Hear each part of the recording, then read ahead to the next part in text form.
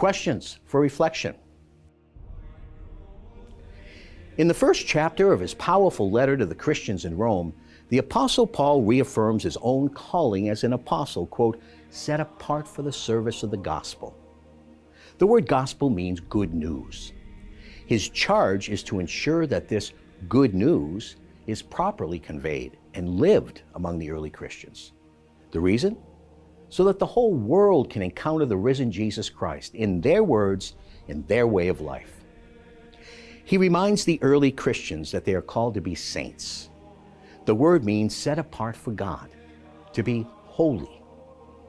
These words apply to you and I today. The Christians in Rome were living in a culture given over to depravity and pagan ways. Their call was to proclaim the gospel in order to free their neighbors from the chains of sin and lead them to true liberation through the saving life, death, and resurrection of Jesus Christ. We live, particularly in the West, in a sort of new Rome, a culture which has thrown off its Christian foundations and embraced a new form of depravity, a new kind of paganism. We must proclaim, live, and explain the gospel today. In the letter to the Hebrews, we read, quote, Jesus Christ is the same yesterday, today, and forever. The message we are called to proclaim and live is still good news, and the world of our day needs to hear it and see it.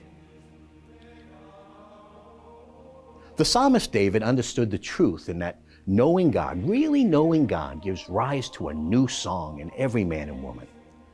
He was far from a perfect man. David sinned greatly, but he also repented greatly. And after he had fallen, got up and began again, learning the lessons of failure. What was the key to his resiliency? He was a man of continual prayer and praise. And we're called to the same way of life as men and women. We're called to a lifestyle of prayer and praise. Our gospel text for today's Holy Mass is taken from the 11th chapter of St. Luke's account. And in this chapter, Jesus has taught his disciples how to pray and how to persevere in prayer.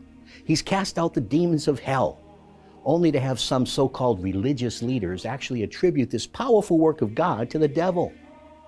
And right before this passage, he's told those listening to his teaching that anyone who hears the word of God and keeps it are members of his new family. But some listening heard none of it. It was to them that he addressed the sobering words in today's gospel passage. No sign will be given to them except the sign of Jonah. They were all familiar with the story of Jonah spending 3 days in the belly of the whale because of his disobedience to the call of the Lord. He's warning them that their own actions are incurring the very wrath of God. And he's pointing to another 3-day event when he, after voluntarily offering himself on the cross, would be placed in the belly of the earth until his resurrection. Now, who are we in this chapter? These words of Jesus are eternally relevant. Are we living lives of prayer, fidelity, and discipleship? Are we following him as he continues his redemptive mission? Are we obeying his word and living as members of his family, the church? Or are we questioning whether he's really moving among us?